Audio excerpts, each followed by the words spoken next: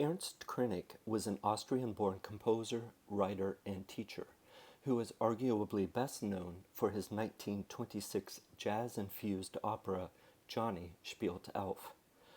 Krenek turned to the method of composing with 12 tones in the late 1920s, and he used this compositional technique in his opera Karl V, his string quartet No. 6 from 1936, and his 1937 piano variations.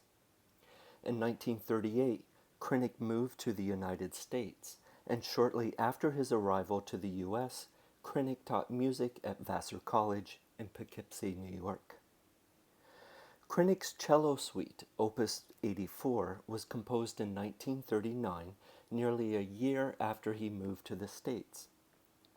The Cello Suite consists of 5 movements and is based on a single 12-tone row, shown here in red, and its transformations, inversion, retrograde, and retrograde inversion. In the Andante affettuoso first movement, Krenek only uses the prime row. Each row statement unfolds in a purely linear, melodic fashion.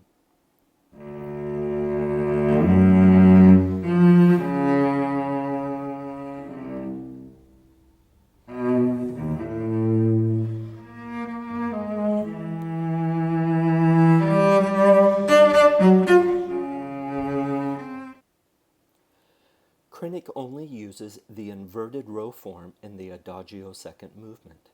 The movement begins with double stops, and these harmonic sounds alternate with linear melodic phrases.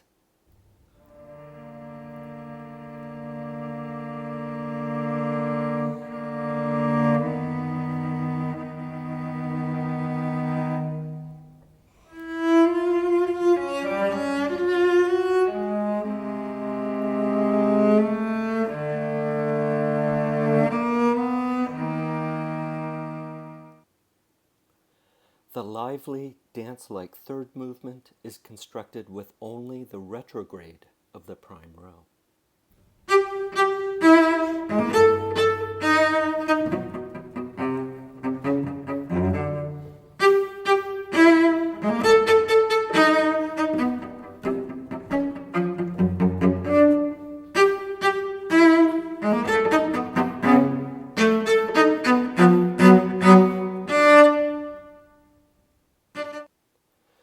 In the Andante scherzando fourth movement, Krenek uses only the retrograde inversion.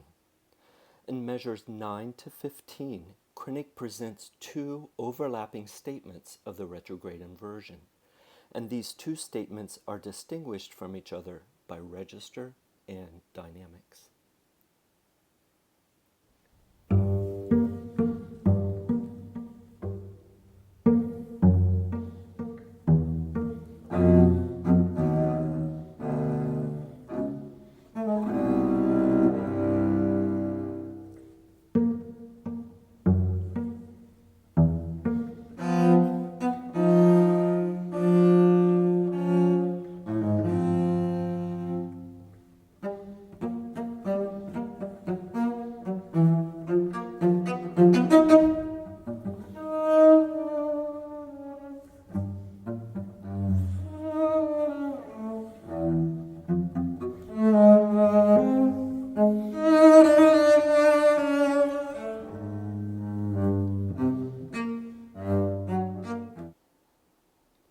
In the fifth and final movement, Krenek uses all 4 forms of the row.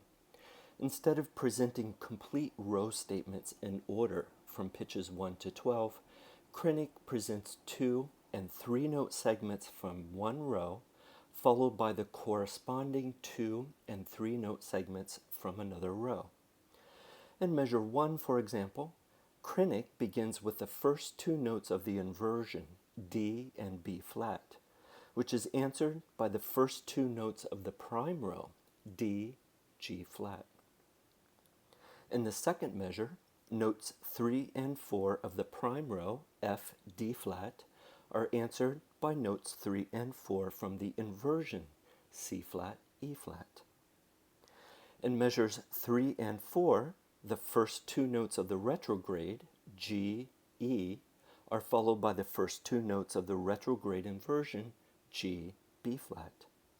Then in measure 4, the third and fourth notes of RI are answered by the third and fourth notes of the retrograde. Krenek continues with this procedure until measure 11, where all four row forms articulate their 12th and final note. By using this segmental approach, Krenek thus creates a new melodic and thematic structure to conclude his cello suite.